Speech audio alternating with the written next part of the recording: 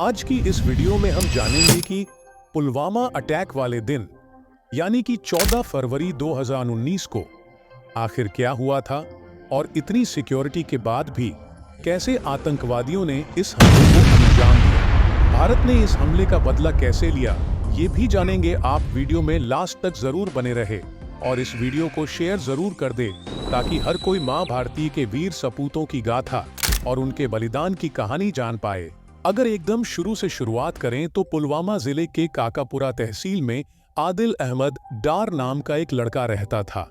19 साल का ये लड़का मार्च 2018 में अपने 12वीं कक्षा के एग्जाम देने वाला था, लेकिन ठीक एक महीने पहले यानी कि फरवरी 2018 में इंडियन आर्मी के खिलाफ आदिल एक प्रोटेस्ट में हिस्सा लेता है। प्रोटेस्ट को रोकने के लिए पुलिस के द्वारा की गई फायरिंग में आदिल के पैर में गोली लगने से वो घायल हो जाता है। इस घटना से आदिल अहमद डार के मन में भारतीय लोगों और भारतीय सेना के खिलाफ घृणा पैदा हो जाती है। बदला लेने के लिए वो जैश-ए-मोहम्मद नामक आतंकी संगठन को ज्वाइन कर लेता है। आखिरी बार आदिल को उसके माँ बाप ने घर से साइकिल पर जाते हुए देखा। इस आदिल का घर पुलवामा अटैक की एग्जैक्ट लोकेशन से 10 किलोमीटर दूर है। Pulwama attack bomb blast Lethpora में हुआ था। ये लेथपुरा पुलवामा जिले में एक गांव है। जैश-ए-मोहम्मद हेडक्वार्टर में आदिल की 1 साल तक ट्रेनिंग चलती है। 1 साल यानी फरवरी 2018। जब आदिल ने अपना घर छोड़ा तब से फरवरी 2019 जब पुलवामा अटैक हुआ, तब तक ये 1 साल की ट्रेनिंग इसीलिए जरूरी है क्योंकि इसी साल में आदिल जैसे नौजवानों को ब्रेन वॉश करके उनके दिमाग में एक खास बात बिठा दी जाती है। खास बात यह है कि अगर वो अपने मजहब की राह में जान देंगे तो उन्हें जन्नत मिलेंगी। सिर्फ इतना ही नहीं, जन्नत में उन्हें हमेशा यंग और गहरी काली आंखों वाली बेहतर पत्नियों के साथ कभी न खत्म होने वाला आनंद मिलेगा। पुलवामा अटैक की असली शुरुआत यहां से ही होती है। एक तो आदिल के मन में इंडियन सिक्योरिटी फोर्सेस के खिलाफ बदले की भावना और ऊपर से बदला पूरा होने पर ऐसा इनाम। इंटेलिजेंस एजेंसीज के हिसाब से ये पुलवामा अटैक 9 फरवरी 2019 को होने वाला था, क्योंकि 6 साल पहले 9 फरवरी के दिन ही जाने माने कश्मीरी आतंकवादी अफजल गुरु को भारत सरकार ने फांसी पर लटकाया था। लेकिन 9 फरवरी को 2 कारणों से पुलवामा अटैक टल गया। पहला कारण अफजल गुरु की फांसी का दिन था, इसलिए सिक्योरिटी टाइट कर दी गई थी, और दूसरा कारण था कि पिछले 6-7 दिनों से भारी बर्फबारी के कारण कोई भी कन्वे मूवमेंट नहीं हुआ था। इसलिए 14 फरवरी 2019 को एक ही कॉन्वॉय में 70 सीआरपीएफ की बसें जम्मू से श्रीनगर जाने वाली थी। इन 70 बसों में कुल 2547 जवान थे।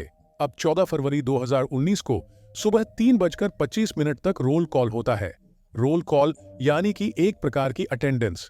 उसके बाद 3 बजे बसें रवाना हो जाती हैं और रवाना होते ही स्लीपर सेल के द्वारा पाकिस्तान में स्थित जैश-ए-मोहम्मद के हेडक्वार्टर में खबर पहुंचाई जाती है। फिर वहां से पुलवामा में स्थित जैश-ए-मोहम्मद के ऑफिस में अटैक कैसे और कब करना है, इसकी प्लानिंग की जाती है। अब आदिल अहमद डार अपनी तैयारी में जुट जाता है।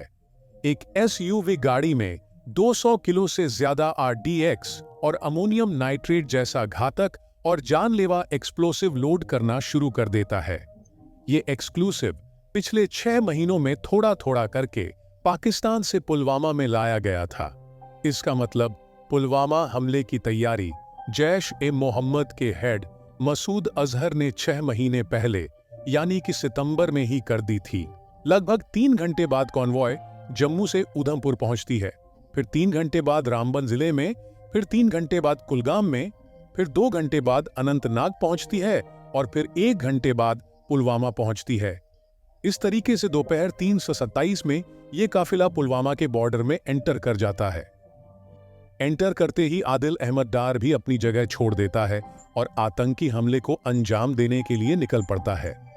10 मिनट बाद यानी कि दोपहर 3:87 पर इस लातू मोड़ से आदिल हाईवे पर अपनी गाड़ी चढ़ा लेता है और इस कॉन्वॉय की 5वीं सीआरपीएफ बस के साथ टक्कर करके रिमोट कंट्रोल से बॉम्ब को ब्लास्ट कर देता है। सीआरपीएफ में कुल 239 बटालियंस हैं और इस बस में सीआरपीएफ की 76 बटालियन के 39 जवान मौजूद थे, जो कि ब्लास्ट की वजह से ऑन द स्पॉट शहीद हो गए।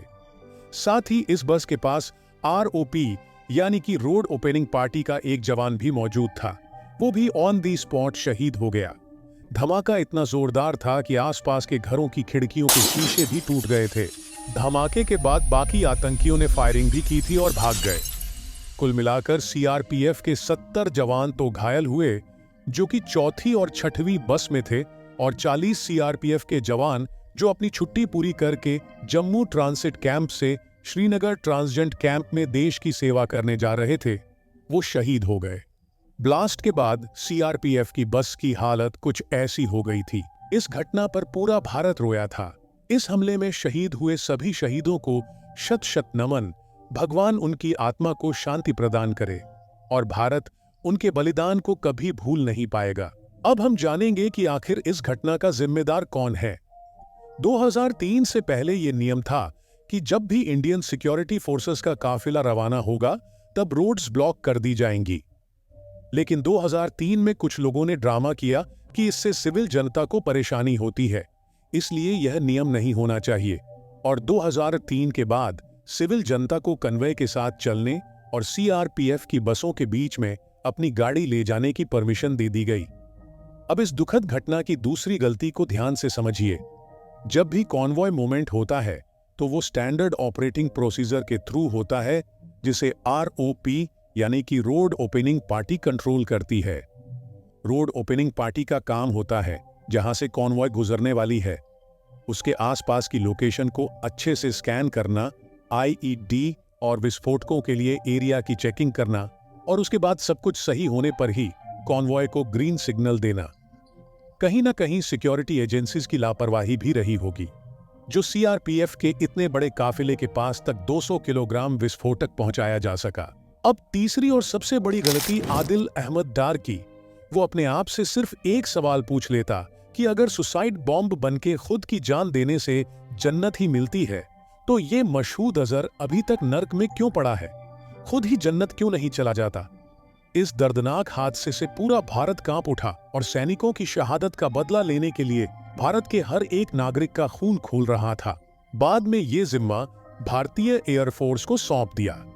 एयरफोर्स सर्जिकल स्ट्राइक के जरिए इस घटना के 13 दिन बाद यानी 13वीं के दिन पहली बार भारत 40 साल बाद पाकिस्तान की सीमा में घुसा और आतंकियों के 3 ठिकानों को तहस नहस कर दिया।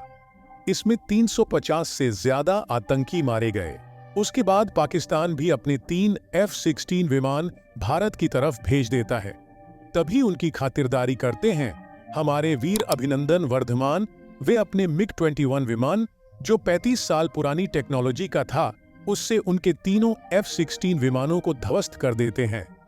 F-16 विमान पाकिस्तान ने अमेरिका से खरीदे थे, जो काफी शक्तिशाली थे, पर अभिनंदन ने अपनी बहादुरी से सबको मार गिराया। बाद में उनका विमान भी क्रैश हो जाता है, तो वो इससे निकल जाते हैं और पाकिस्तान की सीमा में उतर जाते हैं। बाद में उन्होंने वहां खड़े लोगों से पूछा कि ये भारत है या पाकिस्तान, तो उन्होंने बताया ये भारत है।